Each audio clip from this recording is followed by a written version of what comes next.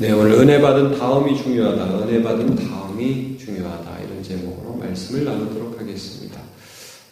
예레미야는 하나님께서 이제 유다가 바벨론에 망한 다음에라도 회복시키실 것, 포로들을 다시 되돌이키셔서 그들이 지금 하고 있는 것처럼 매매와 또 거래가 이루어진다는 것을 희망적인 메시지를 주기 위해서 어제 본문에 보면 자신의 숙부의 아들인 친척 하나멜렉에서 땅을 사는 매매를 하는 일을 하게 됩니다. 본인은 지금 하나님의 말씀을 예언해서 시드기야라는 이스라엘 유다의 마지막 왕에게 미움을 받아가지고 시위대 뜰에 갇혀 있었습니다. 근데 이게 무슨 나라가 곧 망하게 되는데 무슨 거래를 합니까? 땅을 삽니까? 근데 하나님 땅을 사라고 그러세요. 땅을 사요. 하나님의 회복에 대한 어떤 그 메시지를 주시는 거죠. 근데 그렇게 아무리 해도 마음이 슬픈 겁니다.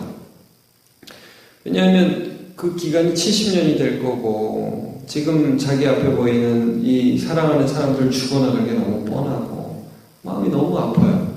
그래서 오늘 본문에 보면 이 예레미야가 슬픔의 기도를 하게 됩니다. 이제 내일은 그 기도에 대한 하나님 응답이 또 나오는데 16절에 보면 내가 매매 증서를 내리야 아들 바룩에게 넘겨준 뒤에 여호와께 기도하여 이르되 하면서 기도가 나옵니다.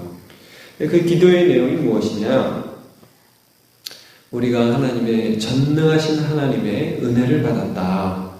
그래서 그 하나님의 은혜를 받아서 이 땅을 얻어가지고 출애굽해가지고 여기서 살게 되었는데 우리가 그 전능하신 하나님이 또한 은혜의 하나님이시라서 은혜를 주셨는데 또 공의의 하나님이시라서 하나님의 말씀을 끊임없이 배역하는 이들을 심판할 수밖에 없게 되었다. 그래서 우리가 저 바벨론에 끌려가게 되었구나. 너무 슬프다. 이런 내용입니다. 자, 여러분 내용을 한번 보시면 하나님을 이렇게 고백해요. 능력의 하나님, 만군의 하나님, 모든 것이 가능한 하나님, 모든 것을 할 수 있는 전능하신 하나님이라고 말씀을 합니다. 17절에 보면 큰 능력과 표신팔로 천지를 지으셨사오니 이제 창조주 하나님이죠. 주께서는 할 수 없는 일이 없으시나이다. 자, 창조주 하나님, 전능하신 하나님, 그 다음에 은혜의 하나님이 나와요. 주는 은혜를 천만인에게 베푸시며 아버지, 자, 이 하나님께서 어떻게 하나님의 능력을 가지고 사람들에게 하나님의 선하신 뜻을 베풀어 주시느냐. 은혜의 하나님이요. 그 다음에는요, 공의의 하나님이 나옵니다. 죄악을 그 후손의 품에 갚으시오니, 자, 하나님께서는 십계명에도 그 내용이 나오죠. 자기에게 순종하고 그 사랑하는 자에게 은혜를 1000대까지 베푸시지만 그러나 하나님을 미워하고 하나님의 계명을 불순종하는 자에게는 3, 4대까지 그 죄를 갚으신다. 사실 이게 오늘 본문과 또 예레미야 전체에 나오는 내용입니다. 왜 3, 4대를 갚으십니까? 아들이 막 죄를 지어가지고 그 아들이라도 못 살게 굴어야 돼. 손자가 있던 아버지 죄악 때문에 너는 고통을 받아야 돼. 그런 의미가 아니죠. 여러분, 왜 70년이 필요합니까? 그 선대 때 지었던 그 죄의 습관들을 정결하게 한 기간입니다. 이런 시간들이 필요하다는 거예요. 이런 시간을 안 거치면 그냥 좋고 좋은 게 좋은 거지 이렇게 해가지고는 죄악이 떨어져 나가지가 않는 거예요. 그래서 하나님 70년이라는 기간을 주잖아요. 그러니까 공의의 하나님이심을 여기서 말씀하고 있습니다. 자,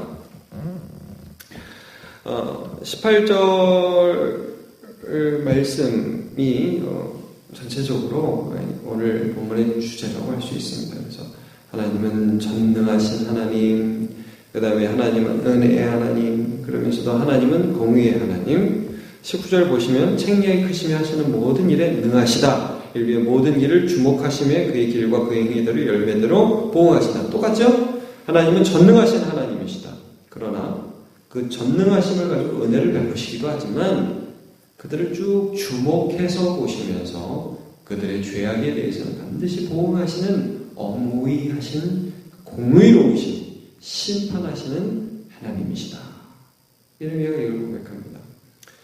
그러면서 이제 그들의 인생과 그들의 나라의 역사가 보여주는 것이 무엇이냐 하면 은혜를 받았다 이거예요. 전능하신 하나님의 은혜를 받아서 이집트에서 하나님의 꺼내주심을 받아가지고 이 땅에 오게 되었다. 근데 이 땅에 와서 그들이 한 짓이 뭐냐? 불순종했다. 그래서 이제 하나님의 공의로운 심판을 받을 수밖에 없게 되었다. 자, 한번 보시죠.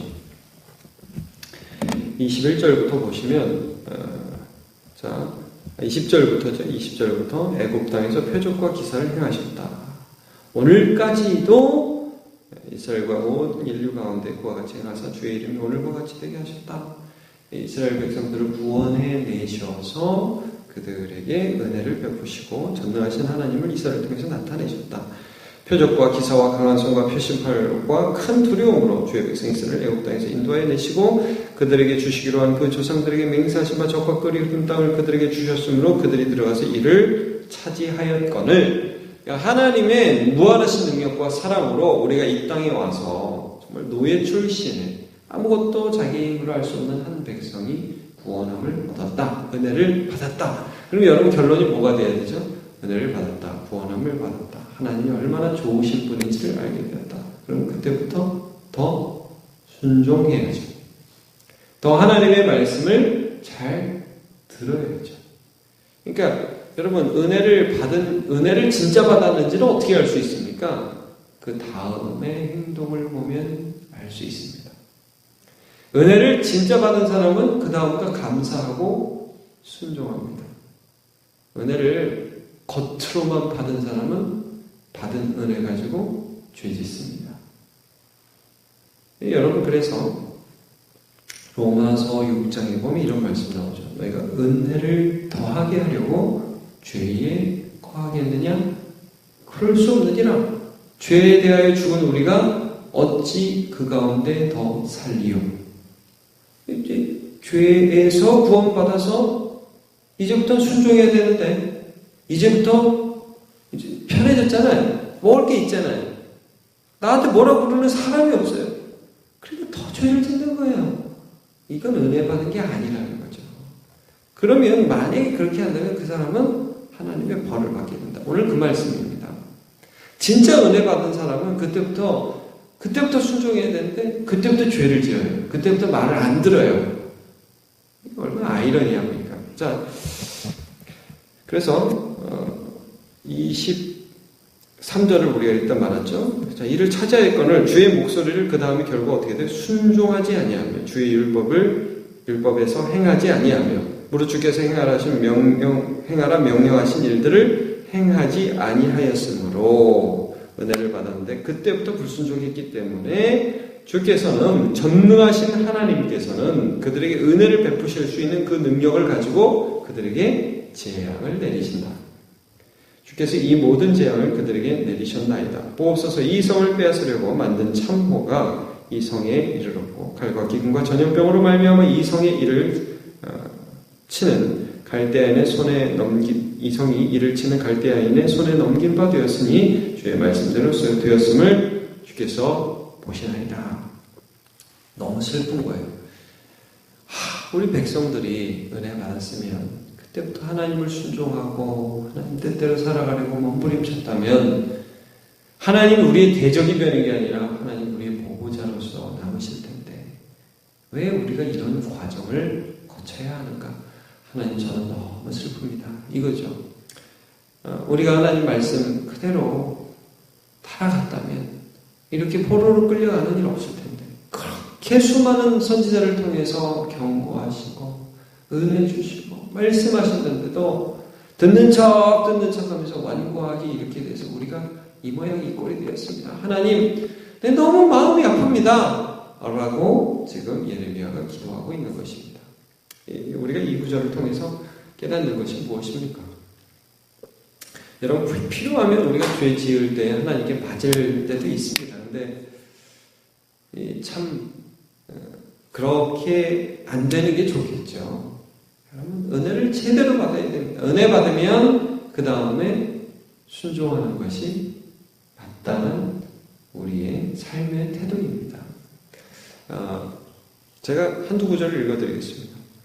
디도서 2장 14절 그가 우리를 대신하여 자신을 주심은 모든 불법에서 우리를 속량하시고 우리를 깨끗하게 하사, 자, 그가 하나님께서 예수 그리스도를 통해서 우리를 불법에서 속량하신 것은 어떤 목적이냐? 자, 요 구절, 선한 일을 열심히 하는 자기 백성이 되게 하려 하시니라 그랬습니다.